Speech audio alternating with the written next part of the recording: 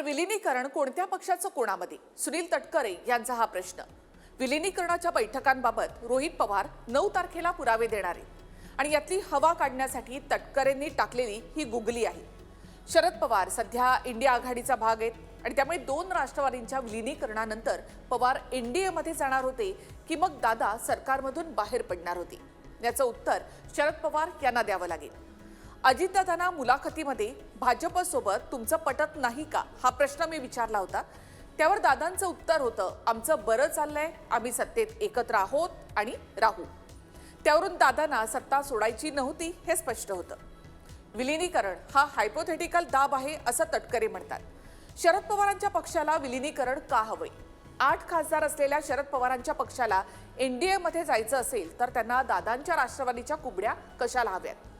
आणि पवारांनाच विलीनीकरणामध्ये कोणाचं कोणात ही गुगली टाकून तटकरेंनी संभ्रमाचा हा चेंडू खरं तर पवारांच्या कोर्टात टाकलाय.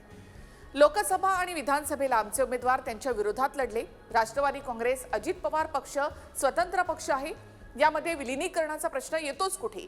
हा तटकरेंचा तर्क तसं पाहिलं तर तांत्रिकदृष्ट्या अगदी बरोबर आहे. तरी जिल्हा परिषद पंचायत समितीमध्ये पवारांचे उमेदवार तुतारीऐवजी घड्याळावर का लढले?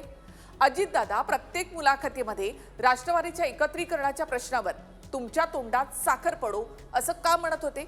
पवारांबरोबरच्या प्रत्येक कार्यक्रमात दादा पवारांसोबत का जात होते? याही प्रश्नांची उत्तरं मिळायला हवी आहेत, नाही का?